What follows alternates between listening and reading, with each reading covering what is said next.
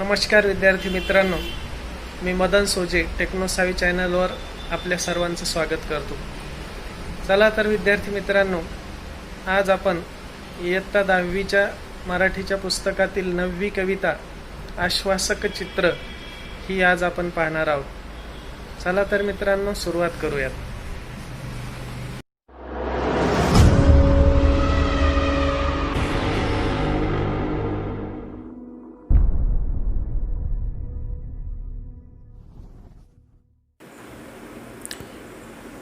नमस्कार मित्रांनो, आज आपण इयत्ता 10वीच्या पुस्तकातील आश्वासक चित्र ही 9वी कविता पाहणार आहोत. तिचा भावार्थ समजून घेण्याचा प्रयत्न करणार आहोत. तर या कवितेच्या कवयित्री आहेत नीरजा. त्यांचा जन्म झालेला आहे 1960. आता त्यांच्याविषयी थोडक्यात आपण परिचय पाहूयात. स्त्रीवादी कवयित्री, कथा लेखिका.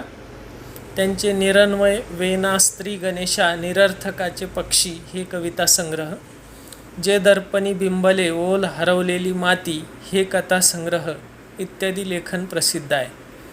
महाराष्ट्र शासनाच्या कवी केशवसूत, इंदिरा संत तसेच भैरूरतन दमानी इत्यादी पुरस्कारांनी त्या सन्मानित आहेत. आता कवयित्री नीरजा यांच्याविषयी थोडक्यात परिचय आपण घेऊ.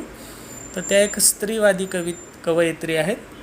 स्त्रीच्या वेदना, स्त्रियांचे दुःख त्यांनी आपल्या कवितेतून, कथेतून त्यांना वाचा फोडण्याचा प्रयत्न केलेला आहे. त्याचबरोबर त्यांच्या कविता संग्रहांमध्ये निरन्वय, वेना, स्त्री गणेशा, निरर्थकाचे पक्षी हे कविता संग्रह प्रसिद्ध आहेत. आणि 2 कथासंग्रह पण त्यांचे प्रसिद्ध आहेत, जे दर्पणी बिंबले आणि ओल हरवलेली माती हे 2 कथासंग्रह आहेत. आणि या सर्व लेखन प्रपंचासाठी त्यांना कवी केशवसूत हा महाराष्ट्र शासनाचा पुरस्कार, तसेच इंदिरा संत आणि भैरूरतन दमानी इत्यादी पुरस्कार देखील प्राप्त झालेले आहेत. आता प्रस्तुत कवितेमध्ये कवयित्रीने काय सांगितलेलं आहे, कोणता संदेश आपल्याला दिलेला आहे तो आपण थोडक्यात पाहू. प्रस्तुत कवितेत स्त्री पुरुष समानतेचे एक आश्वासक चित्र कवयित्रीने रेखाटले आहे आणि ते चित्र प्रत्यक्षात साकार होईल असा विश्वास व्यक्त केला आहे. कवितेतून व्यक्त झालेला विचार सार्वकालिक आहे. स्त्री पुरुष समानतेचे मूल्य रुजवणारी ही चिंतनशील कविता आहे. कवयित्रीने प्रस्तुत कवितेत चित्रित केलेले स्त्री पुरुष समानतेचे मूल्य सर्व विद्यार्थ्यांमध्ये संक्रमित व्हावे व रुजावे या उद्देशाने पाठ्यपुस्तकात या कवितेचा समावेश केला आहे. त्या प्रस्तुत कवितेमधून कवयित्रीने विद्यार्थ्यांमध्ये स्त्री पुरुष समानतेचं जे मूल्य आहे ते संक्रमित व्हावं, विद्यार्थ्यांमध्ये रुजावं यासाठी ही कविता लिहिलेली आहे. आणि ही कविता अभ्यासक्रमामध्ये परत रिपीट केलेली आहे. मागच्या अभ्यासक्रमामध्ये देखील ही कविता होती आणि हिचं जे स्त्री पुरुष समानतेचं मूल्य आहे ते विद्यार्थ्यात रुजावं म्हणून परत एकदा अभ्यासक्रम निर्मिती मंडळ जे आहे त्यांनी परत एकदा ही कविता रिपीट केलेली आहे पुढच्या अभ्यासक्रमामध्ये देखील.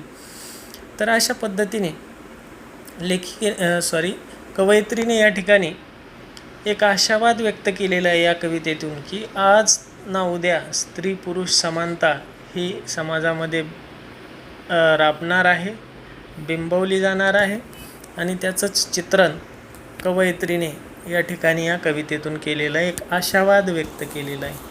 पाहता कवितेच्या ओळी. तापलेल्या उन्हाच्या आडोशाला बसून खेळत आहे एक मुलगी केव्हाची. मी पाहत राहते तिला माझ्या घराच्या झरोक्यातून. ती मांडीवर घेते बाहुलीला, एका हाताने थोपटत तिला चढवते आधन भाताचं भातुकलीतल्या युल्याशा गॅसवर. बाजूला खेळतो आहे मुलगा हातात चेंडू घेऊन. खूप उंच उडवून चेंडू नेमका झेलतो तो हातात. मुलगी पाहत राहते कौतुकानं त्याच्याकडे. अचानक बाजूला ठेवून बाहुलीला ती जवळ जाते त्याच्या. मुलगा दाखवतो तिला आपलं कसब पुन्हा एकदा. मुलगी चेंडू मागते त्याच्याकडे, तेव्हा तो हसून म्हणतो, तू भाजी बनव छानपैकी पाल्याची. ती म्हणते, मी दोन्ही करू शकते एकाच वेळी, तू करशील. मुलगा देतो चेंडू तिच्या हातात. उंच उडवलेला चेंडू आभाळाला शिवून नेमका येऊन पडतो तिच्या उंजळीत. मुलगा पाहत राहतो आश्चर्यचकित. तशी हसून म्हणते ती, आता तू. मांडी घालून मुलगा बसतो गॅससमोर. दोन्ही हातांनी थोपटत झोपवतो बाहुलीला प्रथम. मग शोधतो पातेलं भाजीसाठी. हळूहळू शिकेल तोही आपलं कसब दाखवतानाच घर सांभाळणं, तापलेल्या उन्हाच्या आडोशाला बसून. माझ्या घराच्या झरोक्यातून दिसतं आहे एक आश्वासक चित्र उद्याच्या जगाचं, जिथं खेळले जातील सारेच खेळ एकत्र. भातुकलीतून प्रवेशताना वास्तवात हातात हात असेल दोघांचाही, ज्यावर सहज विसावेल बाहुली आणि चेंडू जोडीनं. अतिशय सोप्या भाषेमध्ये कवयित्रीने या ठिकाणी स्त्री पुरुष समानता हे मूल्य आपल्यामध्ये रुजवण्याचा प्रयत्न या कवितेद्वारे केलेला आहे. आता कवितेचा अर्थ पाहू आपण, भावार्थ समजून घेऊयात आपण. तापलेल्या उन्हाच्या आडोशाला बसून खेळते आहे एक मुलगी केव्हाची. कवयित्री इथं चित्र दिसतंय आपल्याला. कवयित्री तिच्या घराच्या खिडकीतून बाहेर मैदानावरती पाहते. मैदानावरचं चित्र तिला दिसतं या ठिकाणी.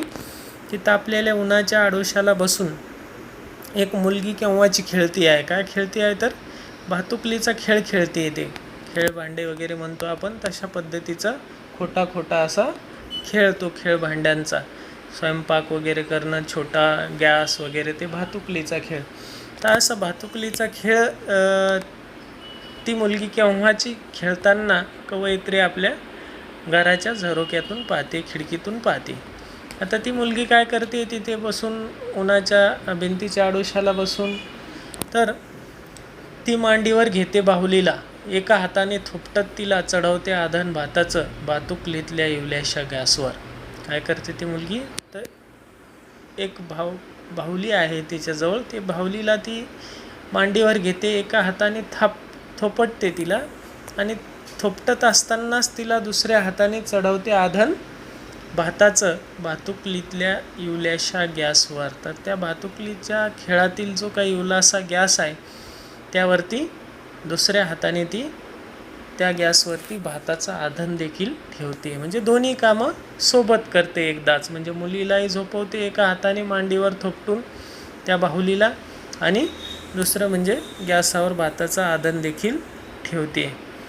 मग तिथे मुलगाही खेळत असतो बाजूला. काय करत असतो मुलगा बाजूला खेळतो आहे. मुलगा हातात चेंडू घेऊन खूप उंच उडवून चेंडू नेमका झेलतो तो हातात.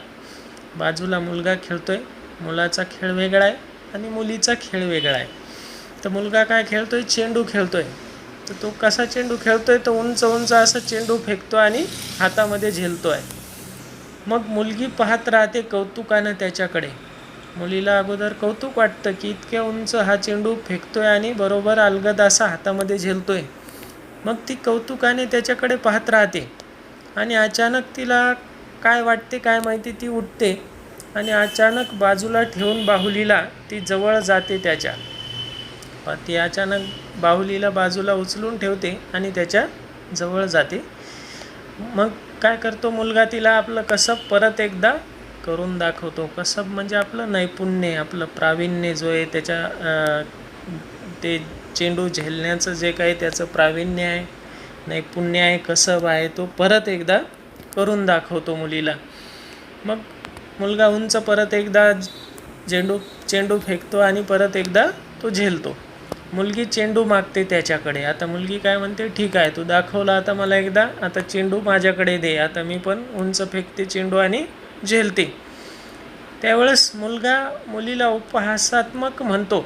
मुलगी चेंडू मागते त्याच्याकडे, तेव्हा तो हसून म्हणतो, हसून म्हणजे उपहासाने तो म्हणतो मुलीला की तू भाजी बनव छानपैकी पाल्याची. म्हणजे तो काय म्हणतो, तू पाल्याची भाजीच बनव छानपैकी, तुला हे जमणार नाही. तेव्हा मुलगी काय म्हणते ती म्हणते, मी दोन्ही करू शकते एकाच वेळी, तू करशील. त्यावेळेस मुलगी मुलाला चॅलेंज देते की मी दोन्हीही एकाच वेळी करू शकते, मी भाजी बनवू शकते आणि चेंडूही झेलू शकते, तू करशील का, तुला जमेल का. म्हणजे आता मुलगीच मुलाला चॅलेंज करते या ठिकाणी. मुलगा देतो चेंडू तिच्या हातात. म्हणजे मुलगा तिचं चॅलेंज ॲक्सेप्ट करतो. तो चेंडू मुलीच्या हातात देतो. उंच उडवलेला चेंडू आभाळाला शिवून नेमका येऊन पडतो तिच्या उंजळीत. जे उंच आभाळाला शिवेल इतक्या उंच ती चेंडू फेकते आणि अलगद तिच्या उंजळीत चेंडू येऊन पडतो. म्हणजे ती बरोबर कॅच पण करते, झेलते पण चेंडू. मुलगा पाहत राहतो आश्चर्यचकित. आता मुलगा आश्चर्यचकित होतो, हिला कसं काय एकाच वेळेस जमलं दोन्ही पण. कसं काय अचानक हिने इतक्या उंच फेकलेला चेंडू अलगद असा झेलला. तर त्यामुळे तो देखील आश्चर्यचकित होतो.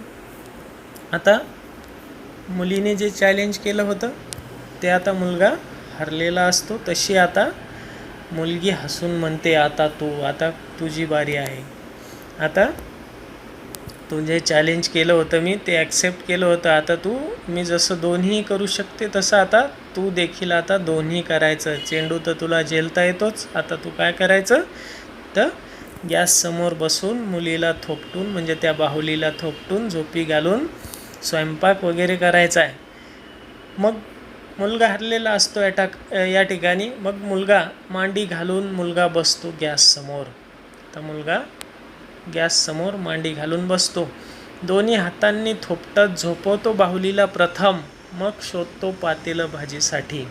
त्याला मुलीसारखं कसब जमत नाही. मुलीसारखं एका हाताने बाहुलीला थोपटणं आणि एका हाताने भाताचं आधण ठेवणं हे त्याच्यासाठी अवघड आहे. पहिल्यांदाच तो करतोय.